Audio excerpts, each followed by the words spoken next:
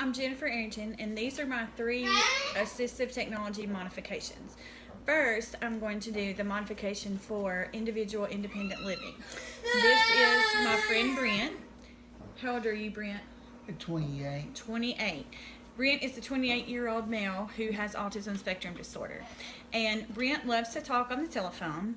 But right now, Brent, if you want to make a call on the house phone, how do you have to call somebody? What do you have to do? Get somebody to help me. How do they have to help you? Gotta talk louder. I gotta get somebody to help me. What do they have to do? Tell you the what? Phone number. They have to tell you the phone number, okay? So I'm going to show you. This is a type of phone that you can purchase. It is a photo phone, and if Brent had one of these, it would make his life, him be able to live more independently. So Brent, let's look right here. Who are the people on this phone? Who's this? My mom. Who's this? You. Okay, who's this? Elizabeth. Who's this? Will. Aaron. My dad. Granddad. And Kevin. And Nut. And Peanut. And Dot. Dot. Okay, so if you wanted to call Dot, what would you have to do? You would just have to push her face. So can you push Dot's face? Okay. If you wanted to call Elizabeth, what would you do? Okay, what about Will? Okay, how about Peanut? Oh, that's not there. That's Peanut. So if you were to mash it by mistake, you would just hang up, okay, and then pick it back up and dial it again. Okay, so dial Peanut again. That's Kevin. So hang up, wrong uncle. Now, there's Peanut. Good. Now, what do you dial if you have an emergency? A policeman. Yep. What are those numbers you just mashed? 911. 911 is for any kind of emergency, right? Like a fire. Or a shake and spell. Or a shake and spell when you have a seizure. Or police, right? If you needed help. So if you needed help, you would mash 911. Okay, so show me, if you feel like you're going to have a shake and spell, who would you call? What would you mash? 911. If the kitchen was on fire, who would you call? That's right. If there was a stranger outside your house and you were scared, what would you call? That. That's right. Okay. So could this phone make it easier for you to live by yourself? You wouldn't have to rely on somebody else to give you a number? Yes, ma'am. Okay. All right. Thank you, Brent. You're welcome. Okay. Now we're going to go over a communication device that I made. This is actually for my son, but as you can probably hear in the background, he is not wanting to be very cooperative. But at school, here at home, I pretty much know what he needs when he wants something. Just from 12 years, you kind of figure it out. So at school is a different story, though. When he gets upset at school or starts to have a meltdown or gets cranky, his teachers don't always know what it is that he needs or what would make him feel better, especially if he has a son. So I created this little folder and said, what would make you feel better? And it would have Velcro here for him to put a picture in. And on the other side of the folder are pictures of things that he enjoys. He loves Baby Einstein videos, which you can watch on YouTube. He loves blowing bubbles. He likes to play on the computer. He likes to use his iPad. He loves Starfall on the computer.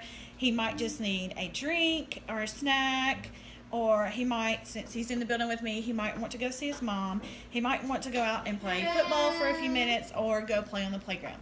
So when he's having a little meltdown or a crisis, his teacher or his aide can offer him this folder and ask him what would he want to do, what will make him feel better.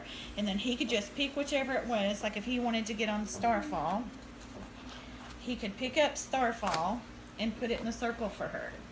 And even if he wouldn't put it in the circle, usually he's good at going that one. So even if he didn't put it into the circle, you could at least point and show what it was that he wanted. So that is the communication aid for him. And then another adaptation for the academics, I'm going to get my daughter to model here for me. It's actually for my son, but he is not being cooperative.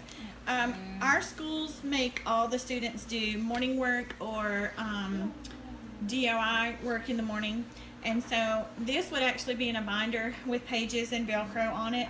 But it's just an example of what he could do. one thing is on his IEP before, he needed to know what his birthday was. So it would have the mixed up things down at the bottom with choices, and then he could, I'm gonna let you do it, ma'am.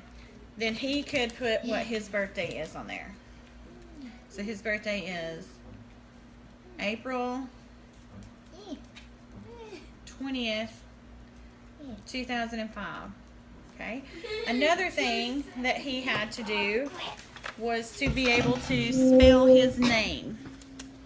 So these letters would be mixed up at the bottom and on with Velcro, and then he would have to spell his name. He knows it goes with, say the letter, D A L E, Dale. And then once he got really good at that, then he could practice writing his name after he spells it. Okay. Another thing that he had to learn at one time was his phone number. So there's a page that you can print out and put in the book that says, I know my phone number.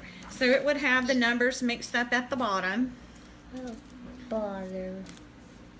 And of course they would be on there with Velcro. Oh, bother. Yeah. So usually he can say it, but actually putting it in numbers or dialing it would be a different story.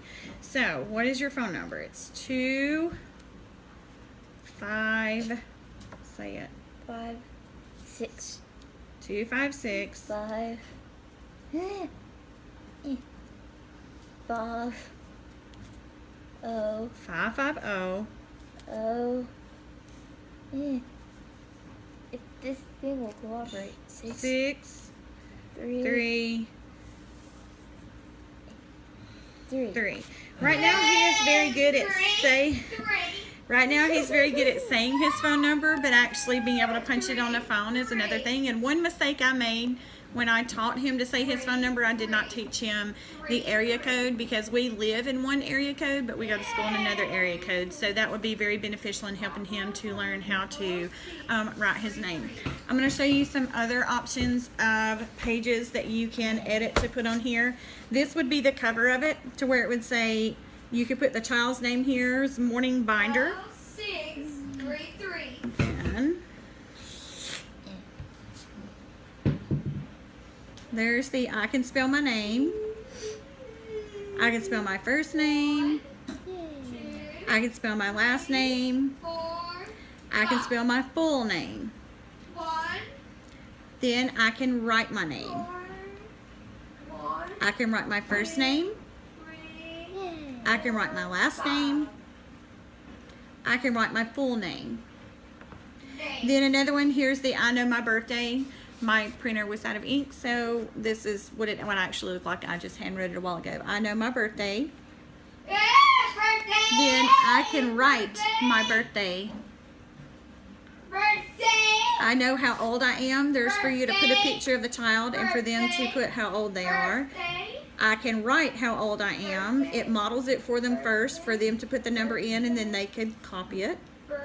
And it gives you the options there all the way through age 21.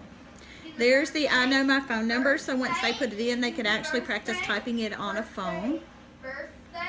Then they can practice writing the phone number, and then writing the phone number without the blocks. I know my address. This is something my son can say, but not something he usually writes.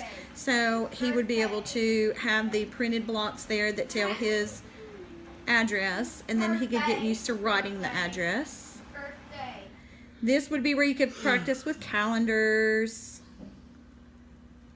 spelling the different months. And then here are pictures of the different months. Writing the month again. Then there's all practice pages for that. There are numerous things that's adaptable however you wanted to do it, but these would all be put in page protector sleeves with Velcro on them in a 3-ring binder so that the students can easily access this on their own. Then there is also a rubric for if you have to grade this for their IEP, if it's one of their IEP goals. You can look on there, and there's Monday, Tuesday, all the way through Friday, and you can circle 0 says refuses to complete work, no work completed. So if I was grading my son on tonight, it would be a 0. 1 is 5 plus prompts, off task, uncooperative, work finished later in the day. A 2 for 4 or less prompts needed multiple reminders to stay on task. 3 or less prompts needed some reminders to stay on task, good behavior. 4 2 or less prompts on task, expected behavior. And 5 0 to 1 prompts on task, independent, excellent work. So those are my 3 assistant technology modification projects. Thank you.